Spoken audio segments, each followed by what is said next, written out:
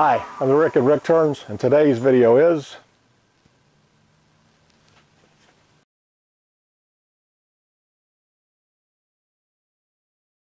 Hello, I'm Rick Morris. This is the Rick Turns channel. Let's see. It's December the 10th. There's still time to turn Christmas gifts. Yes, amazing. And so what I am going to turn for today's project is a just-in-time Christmas gift, a clock. And it's going to come out of this piece of cherry right here, which is actually pretty thick for a clock. I'm just going to turn away the excess. I don't need that thick a piece. And the reason is I'm going to need a clock movement. That's a real necessity when you're making a clock, is to have a clock movement. This clock movement is a small kit that I bought from, I think I got this off Amazon, as a matter of fact, not a craft store.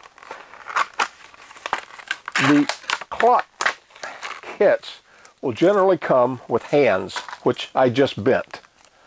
They're pretty fragile. Now, I'm not going to be able to use these particular hands, and the reason is, if you look at this piece of wood, these hands would extend way out over the edge of the clock. I've made clocks off and on for quite a while, so I'm not really worried about, I've got lots of hands accumulated, and I've got lots of nuts and other things like that. Now, this piece of wood I've got, edge to edge on the bark, is almost 11 inches. And of course, we've got a steep slope down here, the outside of the log. So I'll be lucky if I can get 9.5 inch clock face out of it. Not really sure, we're going to see. But I think this, which is the wider face, I'm going to make this the face of the clock. And of course, this then becomes the back of the clock. Got a big crack right here, but it only goes about a ½ inch deep. I'll be turning away that. Now for this particular clock movement, not only is it a high torque movement, but it also has a very long stem right there. And the movement and the stem is 1 7/8 inches. So that means in order for the wood to set against the wall when you hang the clock, it has to be at least 1 7/8 inch. Actually, a little bit less than that.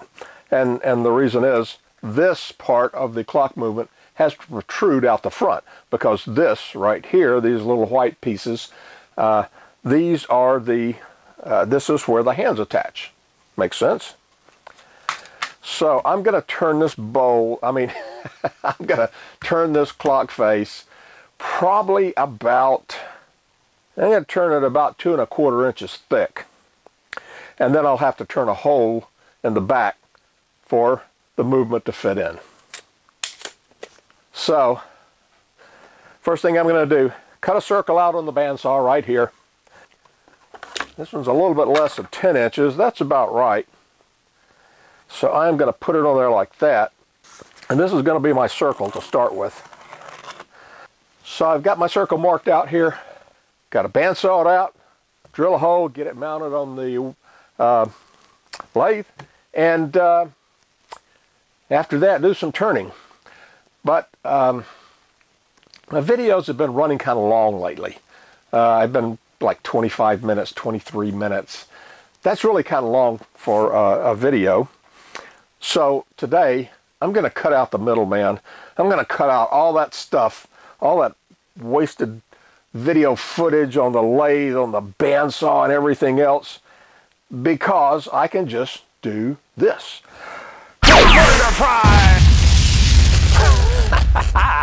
I have a magic finger. Carl Jacobson doesn't have a magic finger. Sam Angelo doesn't have a magic finger. Mike Walt doesn't have a magic finger. And you know why? I think it's because they're all real wood turners. Let's get started.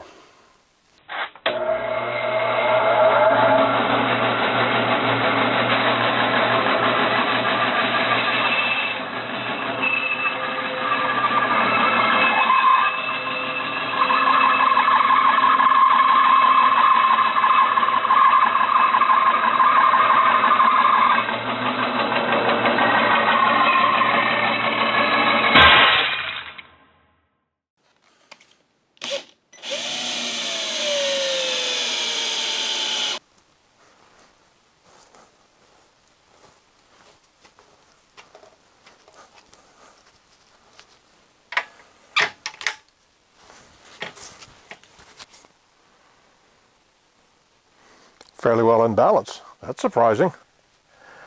First thing to do is really take down some thickness there.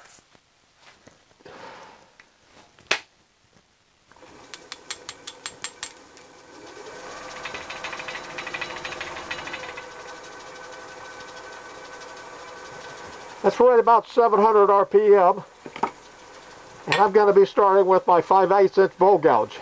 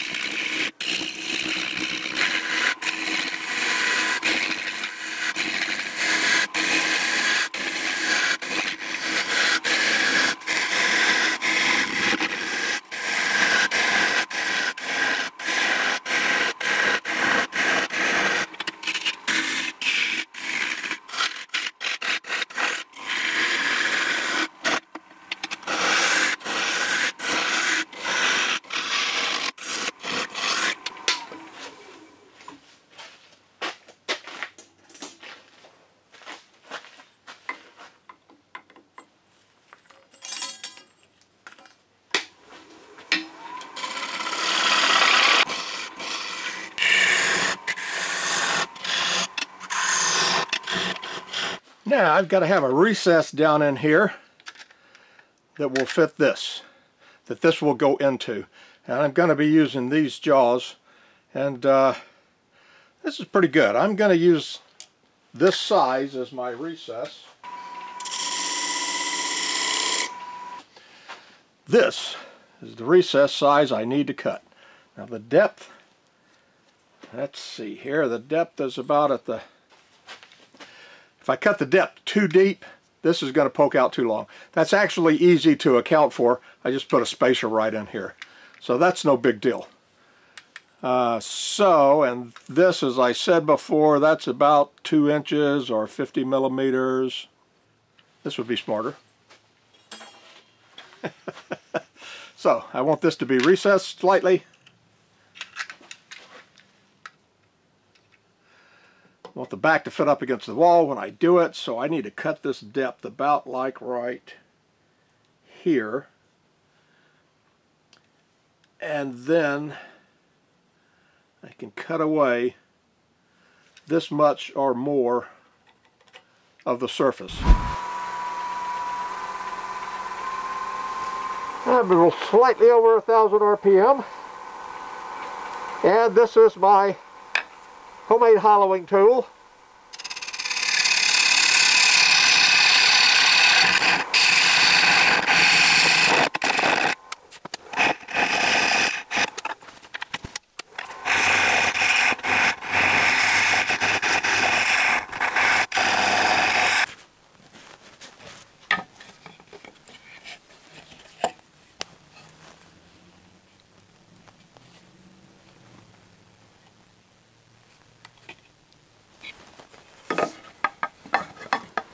Ooh, got about another 1/4 inch.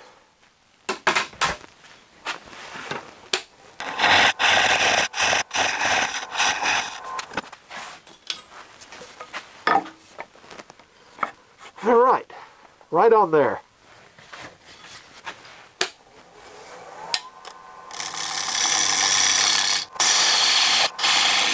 I'm gonna need a mounting hole this diameter. And this diameter is, what have I got there? Slightly less than 5/16 of an inch. So I am going to drill a 5/16 of an inch hole straight through there. And this will be fairly easy.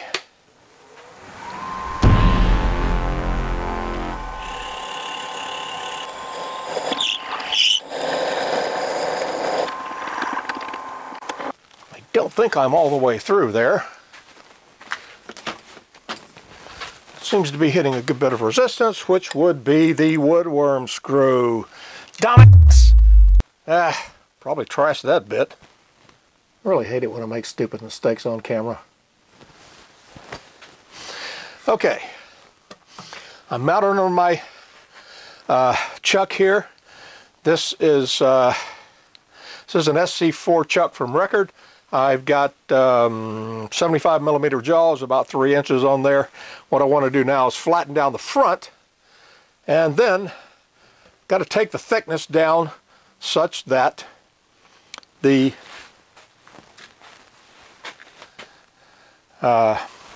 shaft of the clock, when I put it in the recess in the back, will only protrude, I don't know, 3 or 4 threads, something like that, not very far.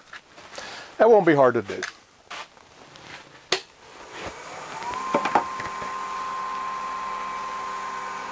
I'm about 1,000 RPM and my 5/8 inch bowl gouge.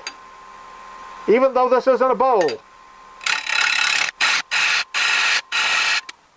See how far I've gotten down there. That's good. Still need to get it down below that though.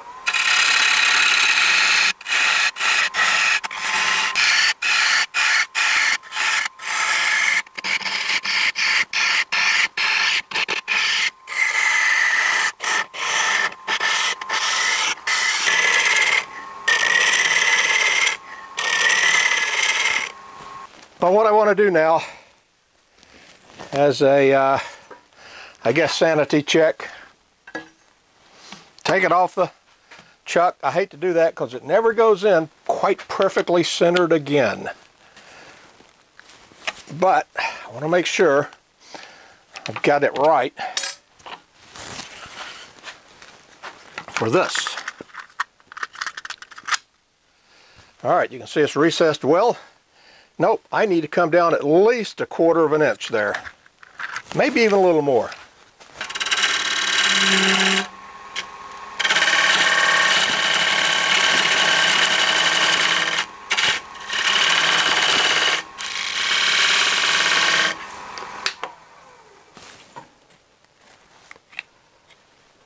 Alright, that's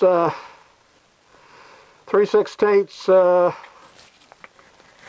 10 millimeters? No, that's not right. Whatever.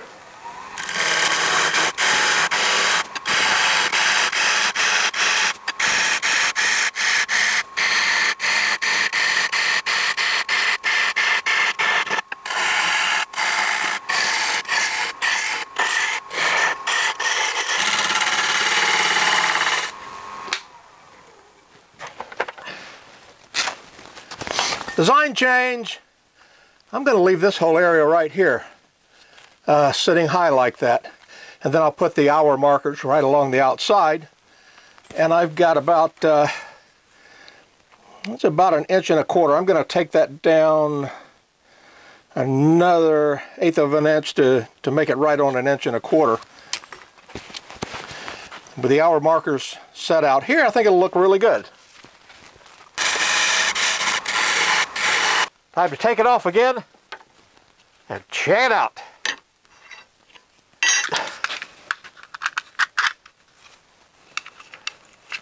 There we go. You can see I've got, looks like about 5 threads or so. That is plenty. I don't want to take this down anymore. And what I do want to do is finish the surface. Right now it's got a lot of tool marks on it. I need to get it nice and flat and no tool marks showing. And let me see. Got a little bit of tear out here and there. So it's time to do some finish turning on the surface. Also on the outside, I'm going to angle this down in just like that and cut away the bark. I could leave it there for a rustic look, but I don't really want to. If I can remove a little more wood, it won't be as heavy. And I think I'm going to do that first.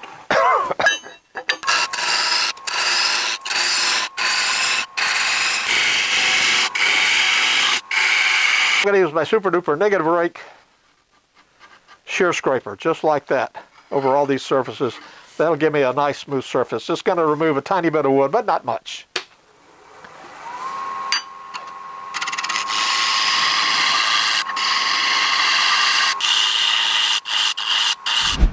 Now, This is not only a just-in-time Christmas gift, it is a just-in-time Christmas clock. And what's going to make it a Christmas clock is the hour markers, which are going to be placed right around here, going to be in the shape of Christmas trees and snowmen. Assuming I can make a snowman that small. Christmas trees are easy. I've got about 1.25 inches here, so I'm going to make the hour markers 1 inch long. And then I'll glue them on here and then finish the whole thing. Got a whole bunch of little pieces of scrap here, and I've cut them all roughly 1 inch square so that they'll go into this chuck right here. It's 25mm chuck. And so I will be putting these in like this. After I turn this down to round, I will mark off 1 inch, and that's going to be the ornament, or the hour marker rather. So I'm going to start first with the snowmen with the very light colored wood, and because I didn't have enough light colored wood to do all 12 markers, I'll be following that up with the Christmas trees and walnut, which is fairly dark.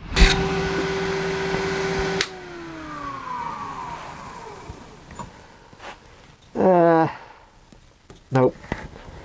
It's going to be Christmas trees for every marker.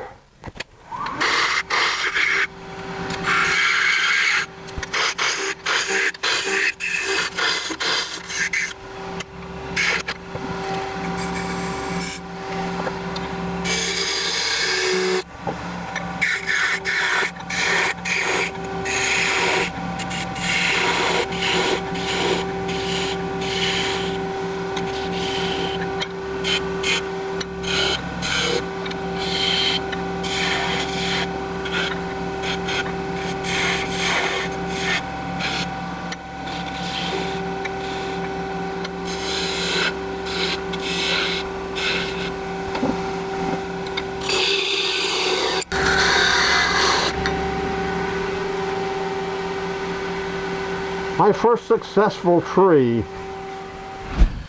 Well, I've actually turned 8 of the white trees because I forgot to sand and finish the first 4. Oh boy. So now I got to turn 8 of the dark trees.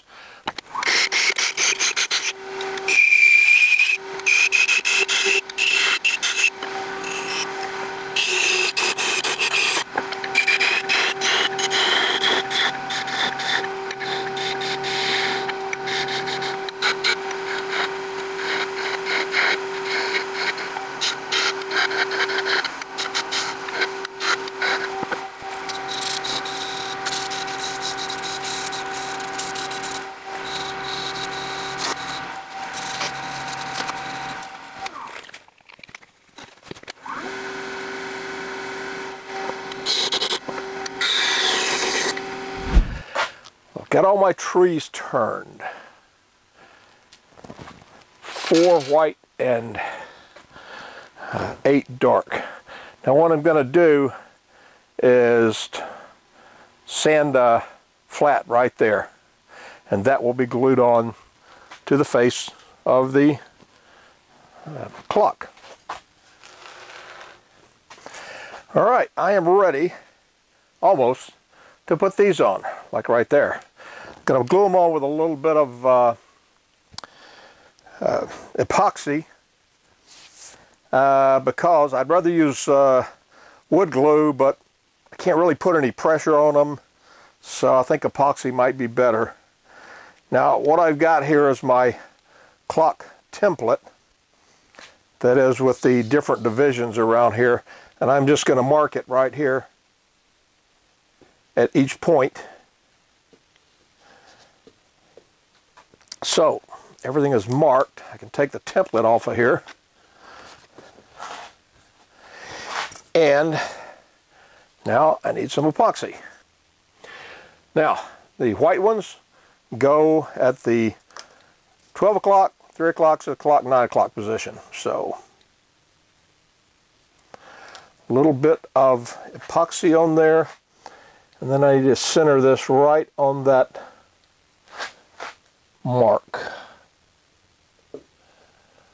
Right there.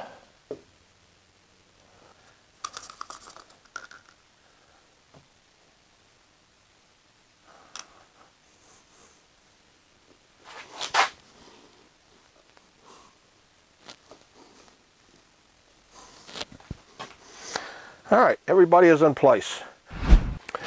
I put about 4 coats of a wiping varnish on here. It's got a nice kind of satin sheen to it at the moment. And so now I'm almost done. I've got to mount the clock movement. Clock movement right here, long shaft. So, clock movement goes back here.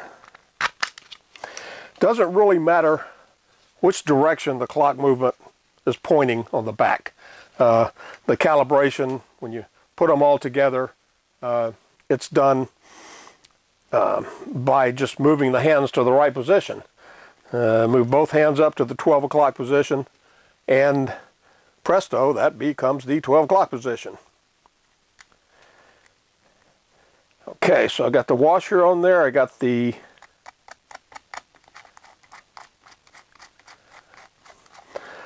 nut on there. Now then, the first thing that goes on is the hour hand right here. And this is just a press fit. I'm going to put it right here. This is going to be my 12 o'clock mark. Just press it on nice and sturdy like that. The minute hand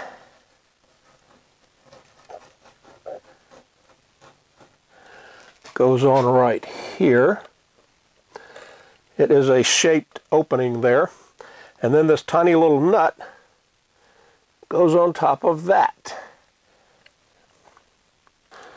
All right, let's see if this will fit.